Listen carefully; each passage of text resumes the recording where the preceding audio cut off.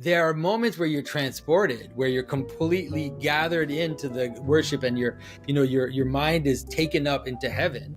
That will also happen. But there are also moments where you're going to feel like it's just a grind, and it's really frustrating and difficult. And also all of a sudden all these thoughts come in that it's like, why am I having thoughts here in church? Like, why am I having the worst thoughts like now? And it's like, that's it. That's the battleground, folks. That's the training. It's like, what's the point? Like, it's not just about receiving some like moral teaching. It really is about the training of your attention and consciousness towards the higher thing. So yeah, sometimes it's boring and it's difficult, but it's also amazing. Yeah, and we're really untrained at that, aren't we? I mean, it depends on people, but I can promise you, most of your kids, even if you take them to church when they're young, when they hit teenage years, man, they're gonna flake. They're gonna start to shake.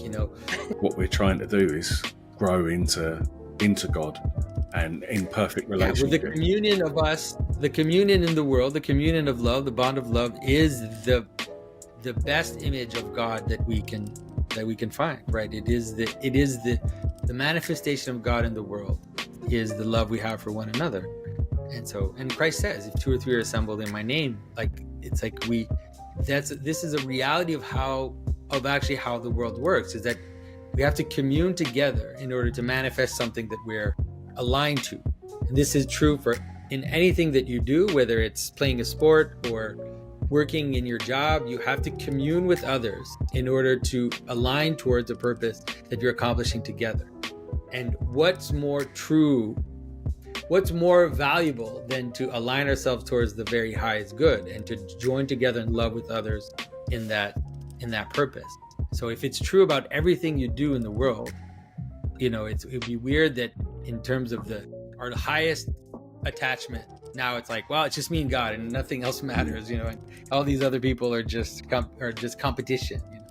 And you can see why you might get to that with the eradication of the family, the breakdown of the family and everything. And we don't see that actually family is the building block of a society, not an individual, but family is a communion of persons, and that marriage being like a mirror of the Trinity.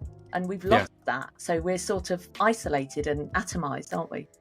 Well, it's an image of this, what we talked about at the outset, this kind of revolutionary mode of being, this individualism that ultimately becomes completely self-naming and idiosyncratic. It's just one version of that. Brilliant.